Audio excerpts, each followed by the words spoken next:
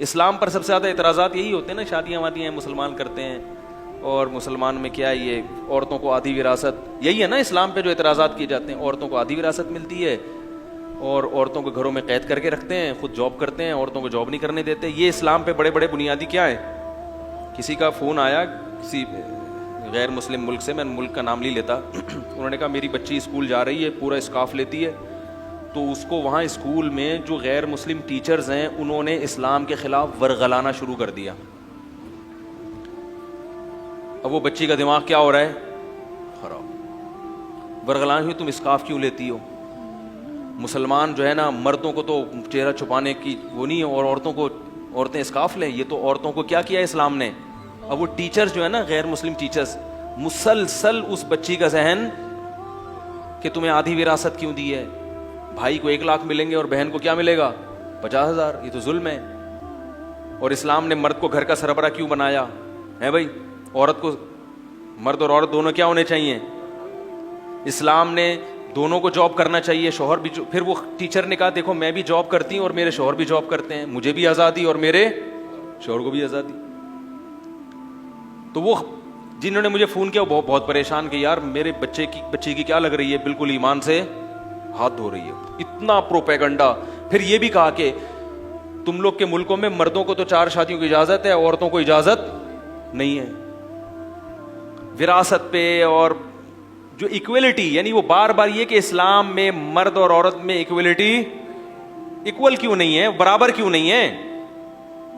تو میں نے ان سے کہا, میں نے کہا اپنی بچی کو کچھ آپ خود سمجھائیں اور کہیں کہ اب ٹیچر سے بحث کیا کرو.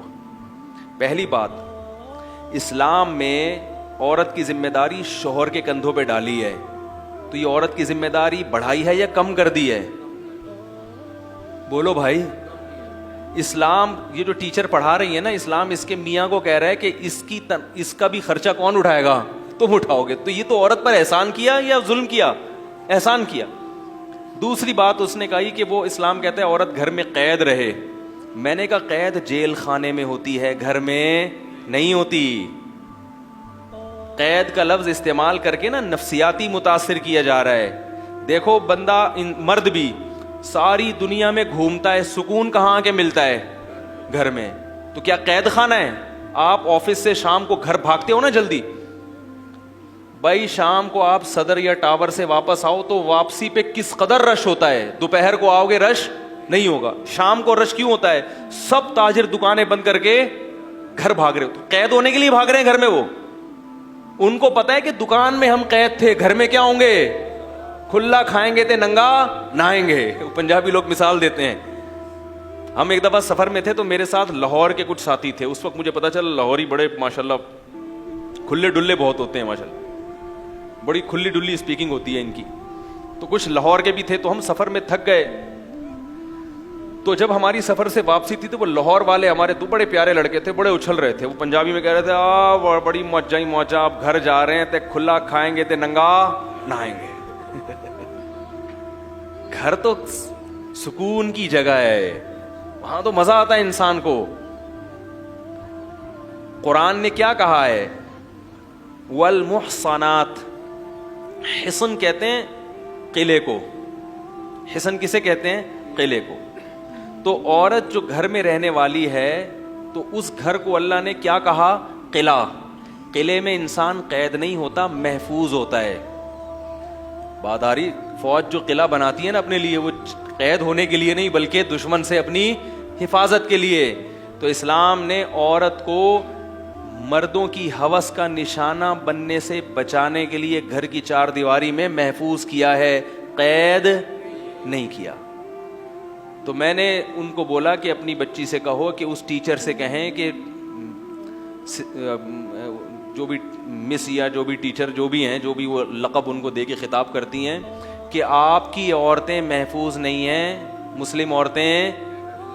باقی اسلام نے یہ تھوڑی کہا کہ اس میں وہ چارپائی سے باندھ دو ان کو, پردے کے ساتھ جا سکتی ہے جہاں بھی جائیں, شوہر کی اجازت کے ساتھ, شوہر کو پتا ہو, تاکہ نگرانی بھی تو ہو نا.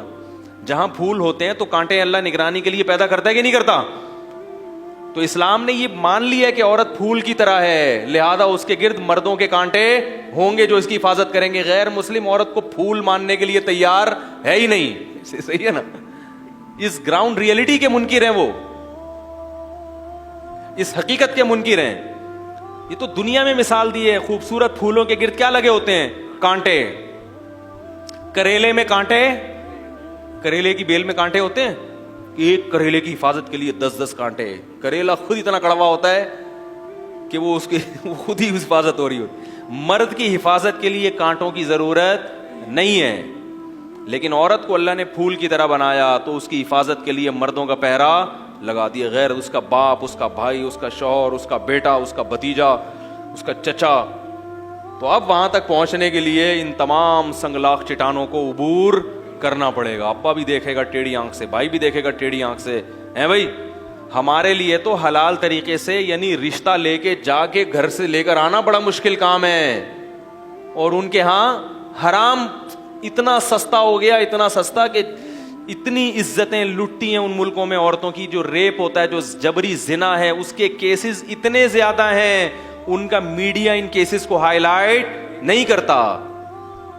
हमारे एक रिश्तेदार ने किसी गैर मुस्लिम मुल्क के बारे में अपनी आंखों से देखा, कह रहे मैंने एक बच्ची देखी बिल्कुल यंग 15 साल की, बहुत खूबसूरत, लेकिन ज़हनी तवाज़ुन खराब था। एक्स्ट्राऑर्डिनरी वो खूबसूरत थी। कह रहे वजह क्या थी? उसके साथ खूबसूरती की वजह से जबरी जिना 15 साल की उम्र में इतनी बार हो चुका था कि वो ज़हनी तवाज़ुन खो बैठी। हमारे यहां कोई अगर इतनी ज्यादा खूबसूरत होगी तो उतने ही ऊंचे खानदान में जाएगी। क्या ख्याल है भाई? उसके रिश्ते फिर कहां से आएंगे? बड़े बड़े घरानों से।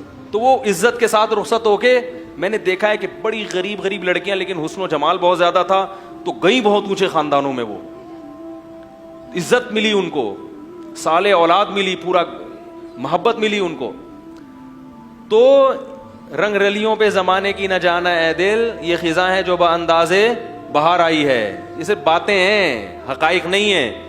तो मैंने कहा उनसे कहो, अपनी टीचर से कहें कि इस्लाम ने औरत को जो कहा है ना कि जॉब हराम नहीं की इस्लाम ने, लेकिन औरत को कहा है कि तुम्हारी जिम्मेदारी कौन उठाएगा? शौहर उठाएगा। और ये जो विरासत आधी दी है, मैंने कहा विरासत आधी दी मगर जिम्मेदारी, भाई देखो एक आदमी का इंतकाल हुआ, 70 भाई हैं, बेटा और एक उनकी बहन है।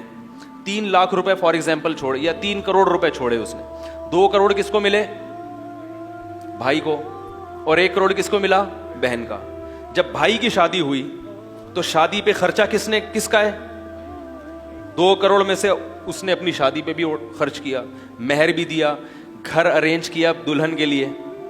क्या ख्याल है? दुल्हन के लिए घर भी अरेंज किया, फिर गैस बिजली का बिल भी, फिर सारा जहेज भी अपने खर्चे पे डाला, फिर बीवी का सारा नान नफका और औलाद का सारा खर्चा किसके जिम्मे है? इस 2 करोड़ वाले के जिम्मे। तो इसके 2 करोड़ की ऐसी की तैसी हो गई।